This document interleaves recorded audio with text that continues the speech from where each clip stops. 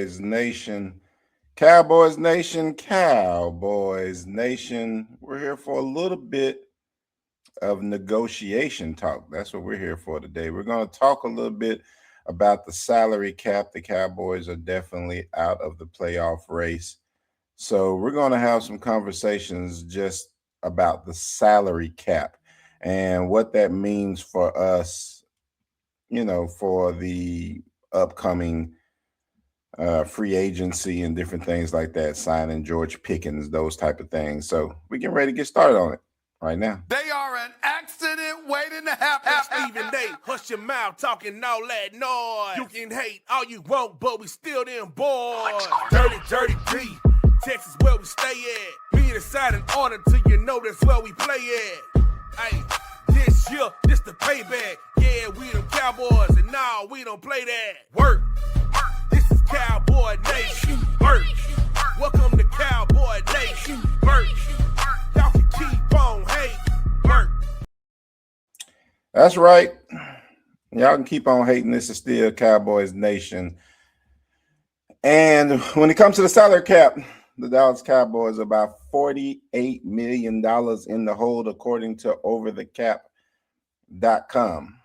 $48 million in the hole, a little bit less than that. But the problem is that you're going to have to figure out George Pickens as well, which even if you were to put a cap on him, which I personally feel like cap is not the best thing for the salary cap situation.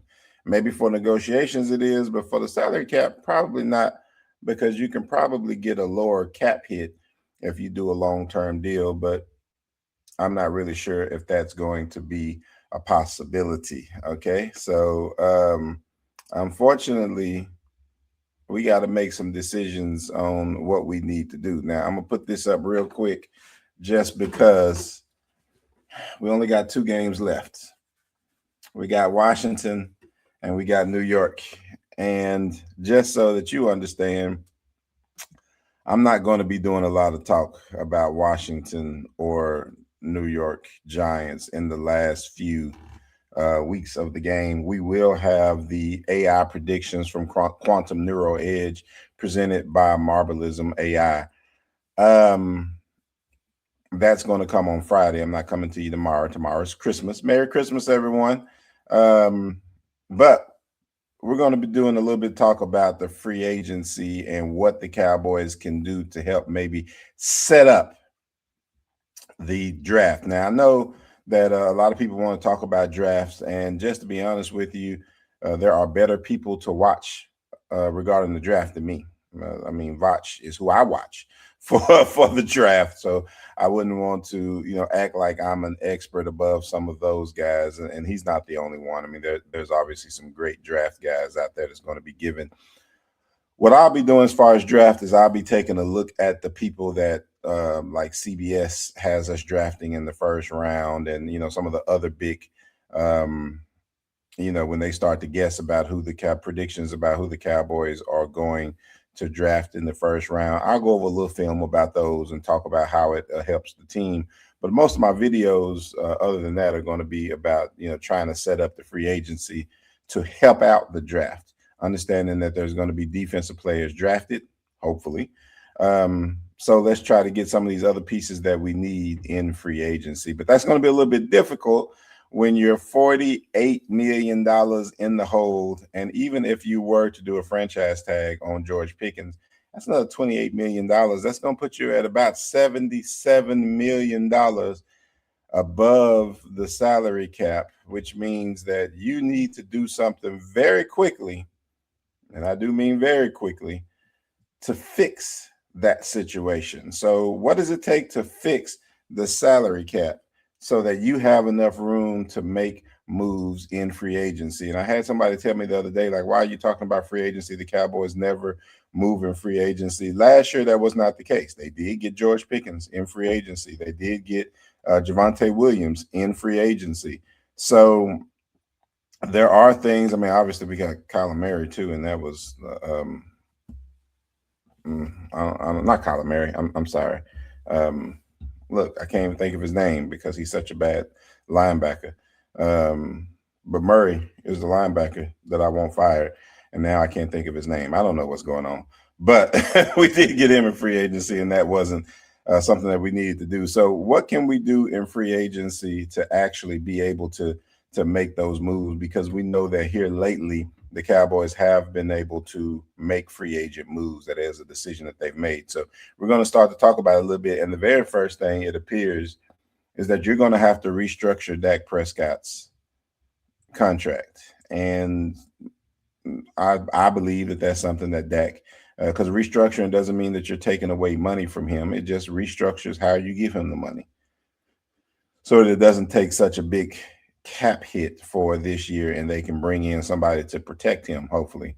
And I think Dak would be willing to do that. Now, that hit is going to be about 31 million dollars if you restructure it properly.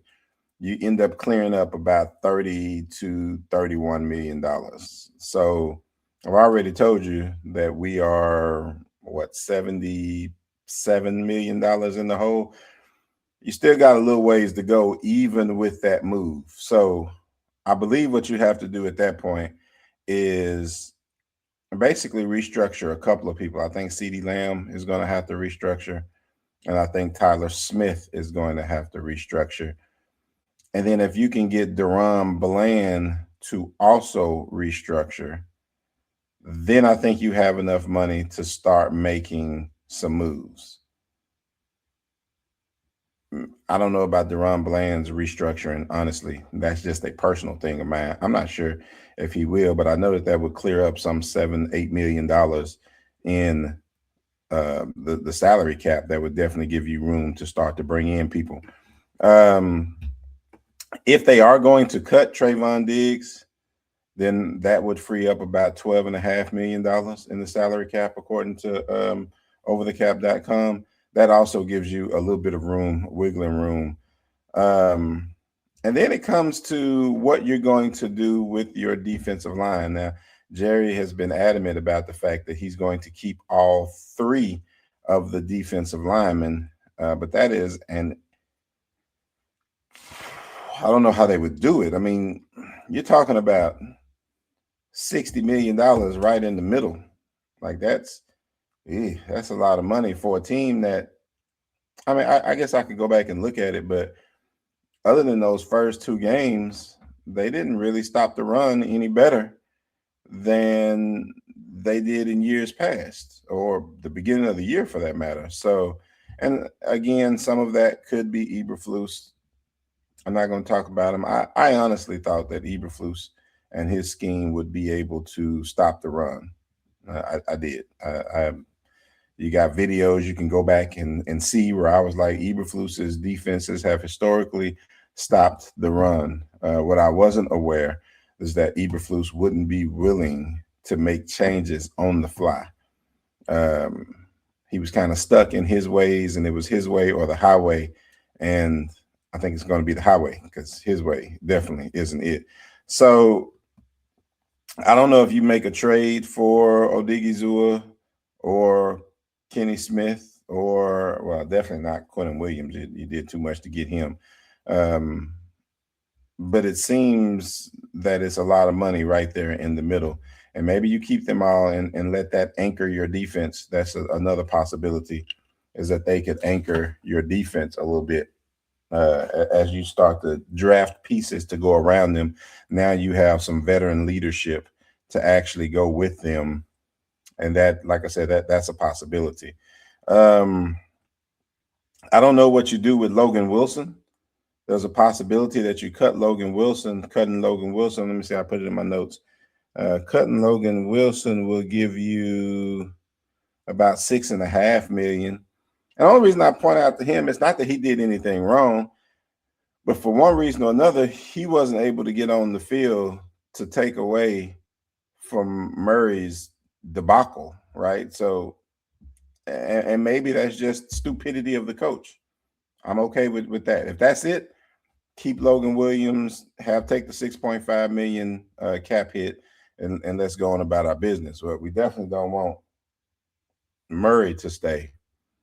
So I don't know. I mean, we gotta make a decision there. But I'm just letting you know that there is a possibility there in freeing up some space, just kind of giving all the uh, freeing up space situations. And if we're talking about cutting people, especially if we're talking about cutting people to defend Dak Prescott, then you got to talk about Terrence Steele as well. Terrence Steele would give you almost $9 million in cap space if you were to cut him and make a decision to go elsewhere.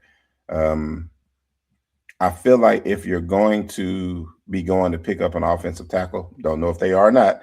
I'm just saying if you're going to be doing that, then cutting Terrence Steele absolutely makes sense because that's who they're replacing anyway. And it doesn't make sense to have a $9 million cap hit as a backup tackle at that point. So that would be definitely something that I would be looking to do. Now, with the freed up money that you could create with some of those moves, obviously the Cowboys aren't going to do all of those. I'm just giving examples of things that can happen, but they are going to have to do some restructuring. They're probably going to have to make some hard cuts in order to do the things necessary to come into next year and to compete, right? To be competitive. But you still have to figure out a few people of your own. So Javonte Williams still needs to be re-signed. He's going to be a free agent. We already talked about George Pickens, Brandon Aubrey. You got to figure out a way to keep him because that's the savior of your offense, all but this one game. And then you have your whole edge room, your entire edge room. It feels like it's not really your entire edge room, but Dante Fowler, Sam Williams, and Jadeveon Clowney are all going to be up for debate when it comes to the free agency market and what they're going to be willing to do. Jadeveon Clowney, obviously the old man in the room, but he came in and did a lot of good. And if he tells me that he can play, I almost would rather have him over some of these guys who really haven't. That's specifically Sam Williams, who has a lot of upside, has a lot of talent, but just haven't really shown it and made quite a bit of mistakes in this scheme and schemes in the past. Like he never got to the potential that he said that he was. Or I'm sorry, not that he said, but that it appeared that he was going to have. He never was able to get to that. So the Cowboys are going to have to figure out what they're going to do in a season where they're going to have to free up a lot of cap space just to help. And what I want to start to look at is what it actually takes. If we know that we're going to get, and we've talked about this in a video in the past, right? If we know that we're going to go defense heavy in the draft, then some of the offensive pieces that we need, and we need some offensive pieces. I mean, our offensive tackles haven't been just 100% effective the entire year. So, going out and finding someone, and I'm not talking about finding a Pro Bowl offensive tackle. I'm just trying to find somebody who can stand up effectively in the pass game and still be aggressive in the run game. If we can find a pair of bookends, the two tackles who can do that for us, I think the offense is much better, regardless of what happens with Javonte Williams. We may have to bring in a young running back. We may have to find out, and this is one of the things that I would love to see in the last couple of games, is how Phil Maffa runs in a regular game behind the number ones, things of that nature. So it would be good to have him in the game at the end of the year to see how that goes, especially if Williams has an injury that we're trying to save him for. So it would be good to see, because if Phil Maffa, I think Shoddy is out on blue, but if we're expecting them to make some sophomore hits, right, that second year jump, then it would be good to kind of see what they have right now and see what you may have next year, so that if Javonte Williams is somebody that you have to let go because you have salary cap issues, do you have anybody in the backfield currently? I don't think anybody feels like Davis is a number one, although he's a great backup. So you still end up trying to bring in somebody and figure some things out. So we got some things that we can definitely talk about when it comes to free agency. And those are the targets that we're going to really be getting into, is now that we know we need to get, we're going to be, what I just say, $78 million in the hole with the George Pickens portion of it. Like, we got to really do some things to free up some space. But then once we free up the space, we really need to be making some moves. We got to make some moves in order to help out the offense, so that your draft picks can really go into helping out the defense, because the defense needs some help player-wise and then scheme-wise. And obviously, the biggest help that they can get is you need to do something with the coach. Got to do something with the coach. So anyway, that's pretty much all I have for you today, guys. This has been Defending the Boys, talking about the salary cap and what the Dallas Cowboys need to do. I am your host, D. Will, and I'm out.